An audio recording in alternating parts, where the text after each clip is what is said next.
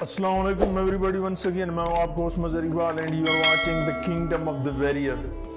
دوستو آج کی ویڈیو جو تاریخ ہے ایران کے اوپر ہماری تیسری قسط ہے۔ آج ہم سلوکی سلطنت کے اوپر ڈسکس کریں گے۔ دوستو سلوکی سلطنت یہ ایران کی تیسری بڑی سلطنت تھی۔ اس سلطنت کا دارالحکومت انطاکیہ تھا۔ اس حکومت کا جو سرکاری مذہب تھا بدھ مت اور زرتیج تھا۔ اس سلطنت کا رقبہ 303 BC میں 3 لاکھ کلومیٹر تھا۔ یہ سلطنت فارسی سلطنت کے بعد شروع ہوئی، لیکن کچھ عرصہ ایران کے اوپر سکندر یونانی کی حکومت رہی۔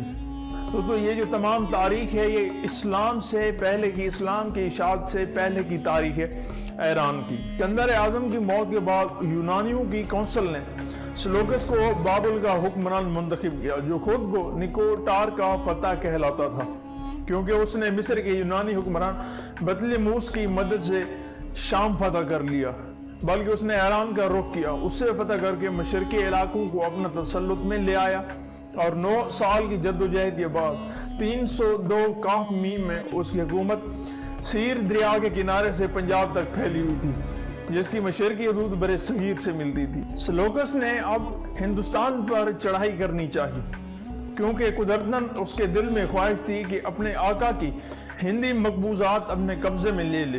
اس کے لیے اس نے 305 کاف میم میں ہند و پاک کی طرف قدم بڑھایا اور سکندر کے مقبوضہ علاقے فتح کرنے کی کوشش کی، مگر اسے ناکامی کا سامنا کرنا پڑا اور پنجاب کی سرزمین پر چندر گپت سے شکست کھانے کے بعد ایک شرمناک معاہدہ کرنے پر مجبور ہوا، جس کے تحت وہ نہ صرف ہندی مقبوضات سے بلکہ کابل، قندھار، ہرات اور بلوچستان سے بھی دستبردار ہو گیا۔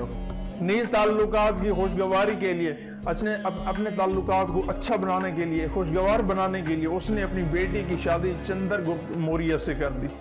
اس نے اپنا ایک سفیر جس کا نام میگیسن تھا کو چندر گپت کے دربار میں بھیجا۔ چندر گپت نے اس کی بات رکھنے کے لیے محض 500 ہاتھیوں کا تحفہ اسے بھیج دیا۔ دوستو سکندر یونانی کے زمانے سے باختر یونانیوں کی نو آبادی تھی۔ سلوکس نے چندر گپت سے شکست کھانے کے بعد جو شرمناک معاہدہ کیا تھا، اسے بلخ کے یونانیوں کو خدشہ تھا کہ چندر گپت بلخ فتح کرنے کے لیے پیش قدمی کرے گا، اس لیے باختریا کے یونانیوں نے سلوکیوں کے خلاف بغاوت کر دی۔ انتیوکس اعظم وہ جو 223 سے 187 کاف میم ایک طویل مقابلے کے بعد باختریا کی خود مختاری تسلیم کر لی گئی تھی۔ پارتھیا ایک سردار اشک نے سلوکی خاندان سے بغاوت کر کے سمرقند سے مرو تک کا یہ تمام جو ایریا ہے اس کو آزاد کروا لیا، اور یہ ایک بہت بڑا خانہ جنگی پر مشتمل تھا۔ کچھ عرصے تک دونوں کی حکومتیں متوازی چلتی رہیں اور دونوں کے درمیان جنگ و جدال کا سلسلہ جاری و ساری رہا۔ سلوکس حکمران انتیوکس اعظم یا انتیوکس سوم نے اشکانی فرمانروا ارشک سوم کو شکست دے کر اس کی پایہ تخت پر قبضہ کر لیا، مگر زیادہ دن تک تسلط اپنا قائم نہ رکھ سکا، اور پارتھیوں کی گوریلا جنگ سے تنگ آ کر مجبوراً اس نے صلح کر لی، اور اسے صلح کرنی پڑی ورنہ اس کا تخت گھاٹے میں آ جاتا، اور اشک کو پارتھیا کا بادشاہ تسلیم کر لیا، اور ہمدان کا جتنا بھی علاقہ تھا جس پر اس نے قبضہ کر لیا تھا وہ بھی اس کو مجبوراً واپس کرنا پڑا، ورنہ اس کی فوج مزید خانہ جنگی کی طرف جاتی اور اسے شکست کا سامنا کرنا پڑتا۔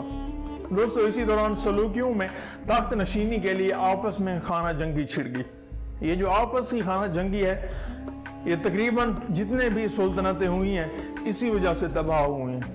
دوستو ارشک شیشم یا مہرداد اول نے اس خانہ جنگی سے فائدہ اٹھاتے ہوئے آرمینیا، خوزستان، پارس اور بابل پر قبضہ کر لیا۔